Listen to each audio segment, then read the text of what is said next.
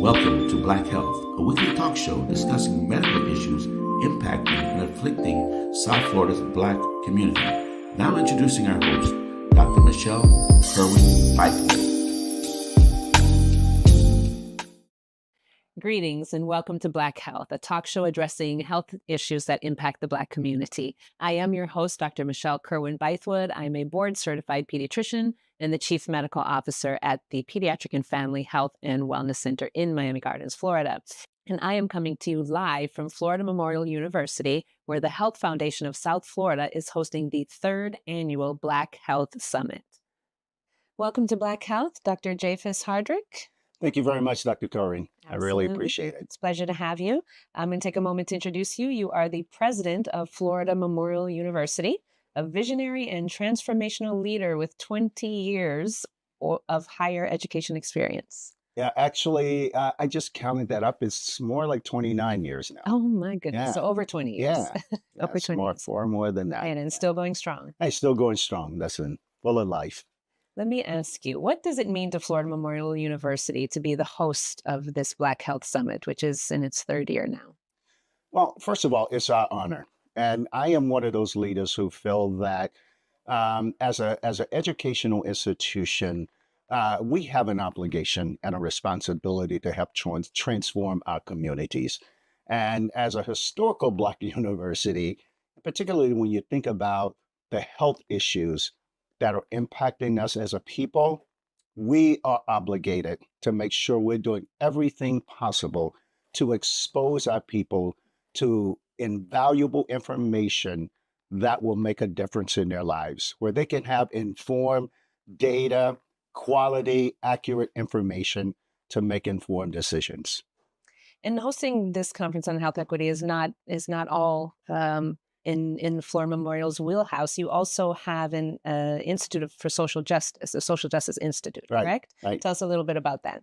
Well, we started that institute, and I have to say, Dr. Hobbs, it was really the brain thrust behind that initiative during the George Floyd incident, right after COVID. And it's really been transformational in so many different ways. And I think it's a testament yet again to the role that our institutions must play in helping to make a difference in our communities and really speaking truth to power and being advocates for transformation as it relates to many of the unjust laws and barriers that are preventing our people from access to quality care and other opportunities in life, right? I believe in removing the barriers and all the social injustices that we encounter as a people and have done so for hundreds of years, right? It's our responsibility to be change agents when it comes to these things. Absolutely. Absolutely. What do you hope to see in future Black Health Summits, in the 4th annual, in the 5th annual, in the 6th annual?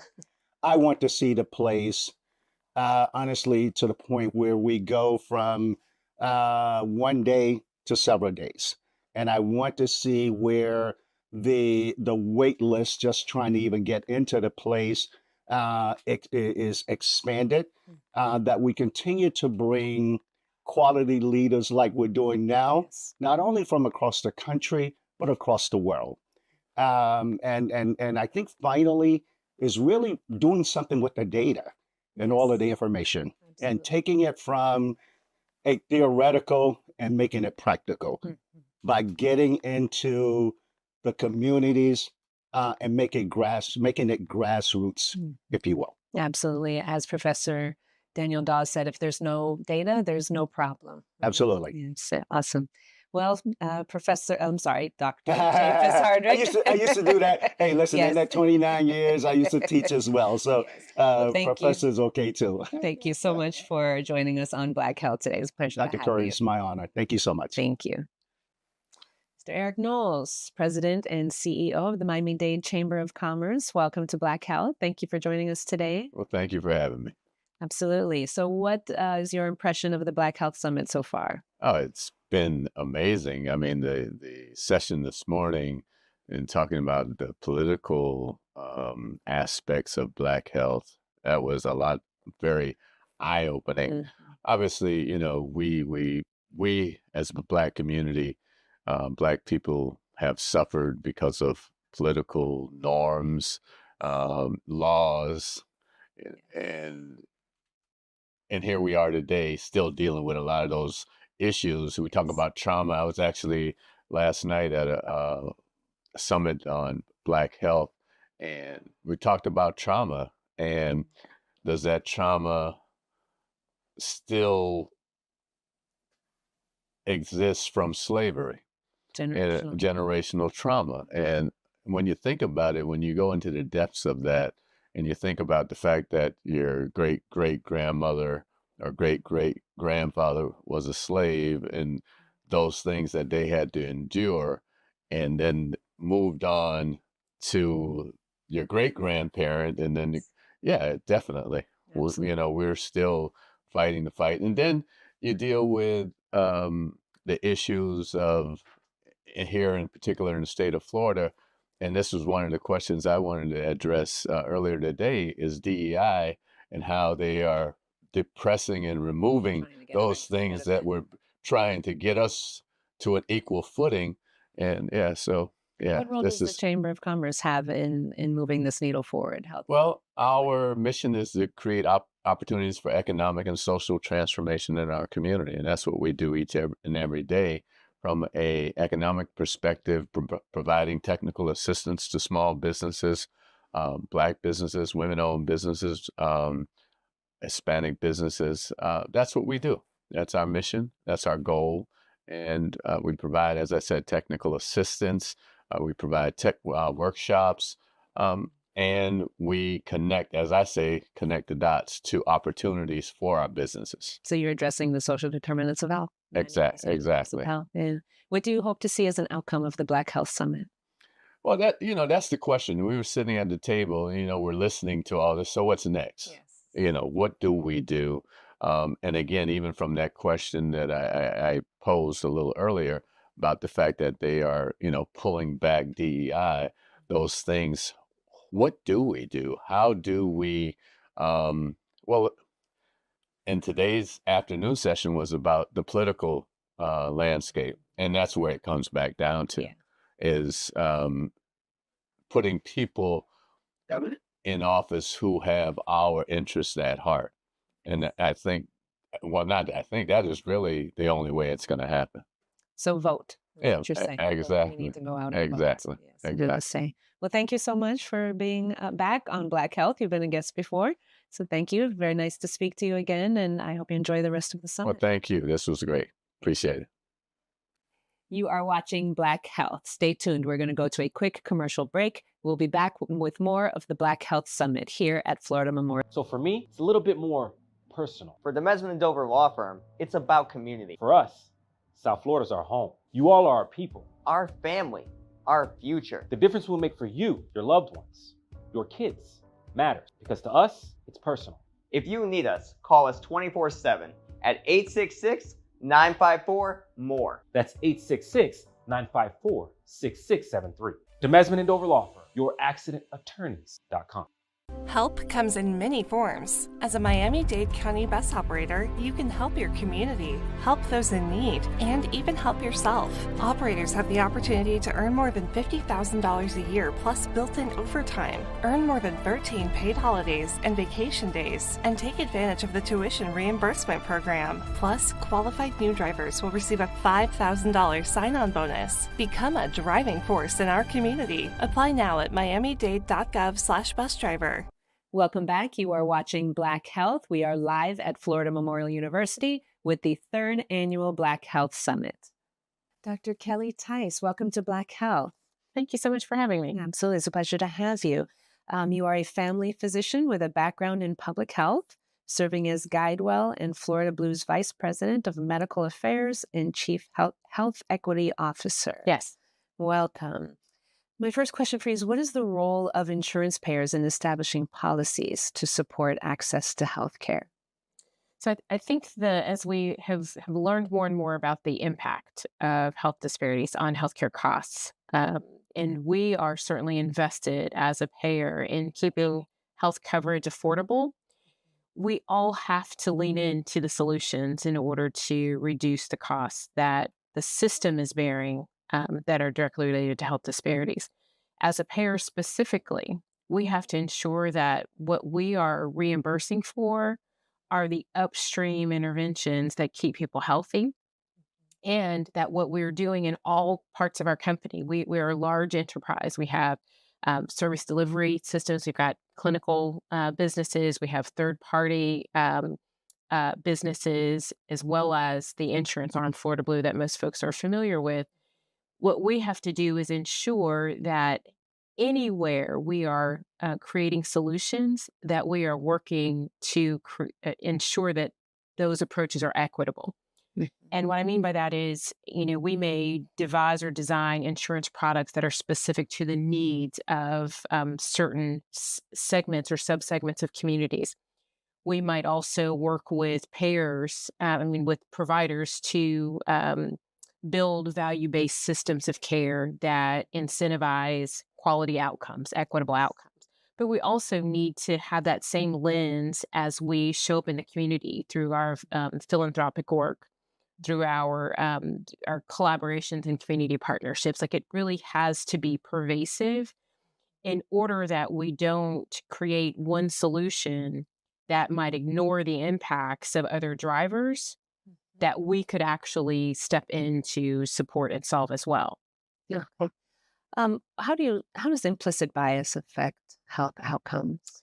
So, in many cases, people hear the words implicit bias and they substitute it with racism, and that's not always the case, right? That I fancied myself very early in my medical training a neurosurgeon until I realized the lifestyle that neurosurgeons lead. But I was fascinated by the brain and its functions. And one of the things that we know about the brain is it produces shortcuts for you. Like, it keeps us safe, those shortcuts, right? And so implicit bias in many cases are sort of the conclusions that your mind draws based on your lived experience. And if your lived experience is such that you don't have experiences with diverse members of the community, you don't sort of understand how folks show up differently. If you are yourself subject to things that have been propagandized and certain segments of the community that may have been villainized, right? You may draw conclusions based on your lived experience or your understanding and not recognize that you're doing so. And that is the very thing, that's the substance of some of the disparate treatments that we see that happen in the medical communities. I would say further that as we lean in to solve problems, our bias can prevent us from ensuring that we have adequate representation. That's how a lot of our medical testing was created. So it's the foundation of a lot of sort of faulty medical research. So it really is it's a significant issue that we shouldn't stigmatize in terms of vilifying folks as a result of their implicit bias, but we need to be aware of it. The other thing I'll say that I think is really critical is, there are a lot of training programs out there. We ourselves run a train the trainer program that is, has a goal of training thousands of physicians in the coming years. Training is one part of it, right? Because I mentioned it's a shortcut that your brain takes. When you're under stress, when you have to make a decision very quickly, your training is not necessarily going to sort of disrupt that shortcut. What we have to do is ensure that we create systems that guard against the impact of implicit bias. So our clinical protocols and pathways and those sorts of. Okay, very good. Well, thank you, Dr. Tice, for your time. We appreciate it. We love having you on Black Health. We would certainly welcome you back again. So thank you again. And thank you for all the work that you are doing. I'd love to come back. Thank you so much. Much appreciated. Thank you. Take care. Dr. Zinzi Bailey, welcome to Black Health. Thank you for joining us today. I'm going to take a moment to introduce you. You are the Associate Professor for the Division of Epidemiology and Community Health at the University of Minnesota School of Public Health. You are a nationally recognized social epidemiologist focused on health impacts of and policy solutions for structural and institutional racism. Can you give me the definition of structural racism and institutional racism? So, I'm going to start with some of the definitions, but try to unpack what some of these mean. So, when we're talking about racism, it's a large system, large social system. So, we start trying to categorize and kind of describe particular types of racism. And so, oftentimes we talk about institutional racism as happening within a particular organization, institution, sector.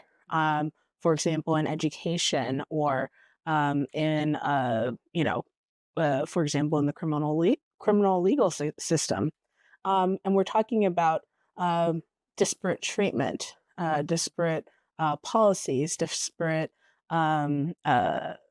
practices that go on within that institution and lead to different results based on racialized group. So we're seeing that within an institution. When I start talking about structural racism, I'm really talking about relationships between institutions that are actually reinforcing one another, where we're reinforcing our criminal legal system by the disciplinary actions within our educational system. We're seeing those really reinforcing one another, being able to pick up the slack in certain regards, where one stops doing something, then the other picks up. And so that happens across the life course. So from that standpoint, institutional racism is acting within a sector, per my definition, and structural is looking at the totality of ways that discrimination is flowing within that larger system. Okay. How do these two types of racism contribute to health inequities in disease states like hypertension, HIV, cancer, diabetes? I would say that institutional and structural racism are at the heart of these inequities. They're the root causes. So, for example, we can take something like cancer mortality. We know that Black women are heavily impacted by breast cancer, right? So more likely to die, more likely to get severe disease that proliferates really rapidly that we can do very little about, right? Or when we actually are able to see them, right? So through institutional and structural racism, we have less ability to or less access to actually seeing a provider and being screened early, right? Even our very guidelines have us actually screening for breast cancer at later times. So at age 40, when we know that a lot of Black women are already dying of breast cancer at 36, right? So we do not have the underlying infrastructure that is a kind of structural racism of our guidelines and what our insurance covers in terms of actually screening to get to breast cancer at an earlier stage. We have, if we go all the way back and we look historically, we can really be talking about, a range of different things when it comes to access to these resources and these guidelines. I lost my train of thought. No worries, there's editing involved. Editing. Where was I going with this? Oh, there we go. Got it. If we go back historically to, a number of different legislations, when we look at the transition from Jim Crow, from institutionalized, like our government mandated discrimination, racism, when we see the Civil Rights Act be implemented, we see not only improvements in infant mortality and maternal morbidity and mortality, we also see the lasting impacts on estrogen receptor negative breast cancer. We see that women who were born in Jim Crow states, especially at, earlier before the Civil Rights Act, we see that they have poorer outcomes. We see them with more, severe disease for breast cancer. We see worse outcomes, right? So we can tie that both from like the institutional element and like being able to access things in the current, but then we can trace it back further to policy that was implemented, right? It was historical. Yeah. Dr. Bailey, thank you so much for being on Black Health today. It's a pleasure to speak with you. Thank you for all that you do and will continue to do, I'm sure. Thank you. Thank you. You are watching Black Health. Stay tuned. We're going to go to a quick commercial break. We'll be back with more of the Black Health Summit here at Florida Memorial. Florida. So for me, it's a little bit more personal. For the Mesman & Dover Law Firm, it's about community. For us, South Florida's our home. You all are our people. Our family.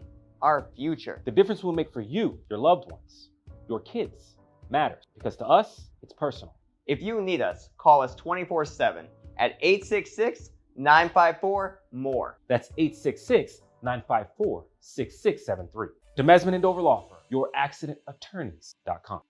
Help comes in many forms. As a Miami-Dade County bus operator, you can help your community, help those in need, and even help yourself. Operators have the opportunity to earn more than $50,000 a year plus built-in overtime, earn more than 13 paid holidays and vacation days, and take advantage of the tuition reimbursement program. Plus, qualified new drivers will receive a $5,000 sign-on bonus. Become a driving force in our community. Apply now at miamidade.gov/busdriver. When quality care is a priority. Health, we are live at Florida Memorial University with the 3rd Annual Black Health Summit. Dr. Cheryl Holder, welcome to Black Health. Thank you. Glad to be back. Thank you. I'm glad to have you back. I'm going to do a brief introduction. Dr. Cheryl Holder, you are the co-chair for the Black Health Summit, the host committee. You are the executive director for the Florida Clinicians for Climate Action, board certified internal medicine physician, specialty in HIV care. You've done a lot. Welcome. Thank you. My first question for you: what are the psychosocial determinants of health? We've talked about social determinants. We've talked about political determinants. Can you speak a little bit about psychosocial determinants? I don't know it in those terms because they're evolving. When I was trained and as we've developed it, we'll look at all the factors that can impact a patient. And so when I think of psychological factors, you're looking at the environment, the experiences that they've gone through, the traumas that they could have experienced, and also the good sides of what they've experienced. So it's not all just the negative, but when you put these factors together, you have an impact that may also affect the mental health of the patient, of anyone. But so mental health I see it as part of the overall wellness of a human. So what happens with their physical health is also intertwined because we're learning more that just gut health will help you to understand your overall feeling of well-being and happiness. So we can't totally separate the psychosocial without also separating what's happening with the overall where you live, where you work, where you play, and what now we're calling political determinants. Back in my day, it was just that we knew that policies drove your access to money and power. And it's the policies under which you lived, which then drove all these social determinants and your access to money and power. And that led to health and also your mental health. So I don't know what they've classified at this point, but I think it all comes back to keeping it simple. It's really what we've been talking about forever. And it's all interconnected. Well, you've said a lot. I talk too much when you can edit. No. No, it's been wonderful talking to you, Dr. Holder. Thank you so much for joining us on Black Health. And thank you for all that you have done in the community, continue to do in the community, and especially with this Black Health Summit. This has been an amazing summit. It has been very informational and educational and just really eye-opening. Yeah, I have learned a lot, and thought that I knew a lot about the determinants of health, mostly social, but to now be learning about political, psychosocial, and all of the, So things we've been behind that. successful. Very successful. And that's what we want Very folks to successful. understand, that it's health is not about your putting in the right food and get that man out there exercising. And if you only stop smoking, it is so much more Deeper than complex. that. But we can make those changes together. Yes, we have to. Thank you. Thank again. you. Okay. Well, that brings us to a conclusion of today's episode of Black Health. It has been an amazing journey at this Black Health Summit here at Florida Memorial University, sponsored by the Health Foundation of South Florida. We will see you next year for the 4th annual Black Health Summit.